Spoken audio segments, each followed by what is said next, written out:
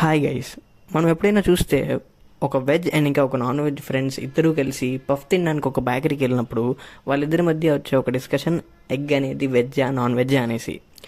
ఈ క్వశ్చన్కి ఆన్సర్ తెలుసుకునే ముందు అసలు ఎగ్ అనేది ఎందుకు తినాలో చూద్దాం.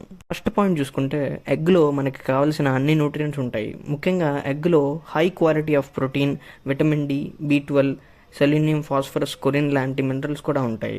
సెకండ్ పాయింట్ చూసుకుంటే, ఎగ్లో మనకి కావాల్సిన 9 ఎసెన్షియల్ అమినో యాసిడ్స్ ఉంటాయన్నమాట.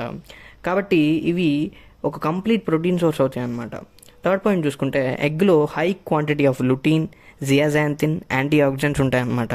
వీటి వల్ల మన ఐస్ హెల్త్ అనేది. మన క్వశ్చన్ దగ్గరికి వస్తే, ఎగ్ అనేది వెజ్జా నాన్ వెజ్జా అన్న క్లాసిఫికేషన్ మన కల్చరల్, ఎథికల్ బిలీఫ్స్ మీద డిపెండ్ అయి ఉంటుందన్నమాట. అంటే ఇండైరెక్ట్గా మనం ఏ పర్స్పెక్టివ్లో ఆలోచిస్తున్నామో దాని మీద డిపెండ్ అయి ఉంటుందన్నమాట. మనం ఈ ఎగ్ అనేది వెజ్జా నాన్ వెజ్జా అన్న క్లాసిఫికేషన్ 3 పర్స్పెక్టివ్స్లో చూడాలి. ఫస్ట్ది వెజిటేరియన్ పర్స్పెక్టివ్.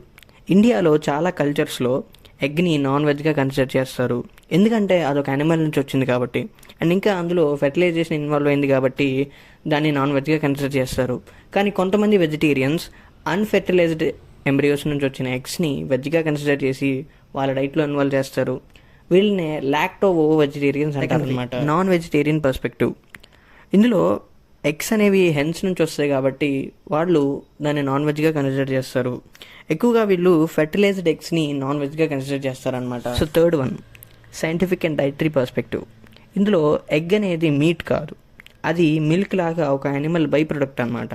సో ఇప్పుడు ఈ అన్ఫెర్టిలైజ్డ్ ఎగ్స్ ఏవైతే ఎక్కువగా బయట మార్కెట్లో అమ్ముడుపోతున్నాయో వీటిలో నాన్ లివింగ్ ఎంబ్రియో ఉంటుందన్నమాట.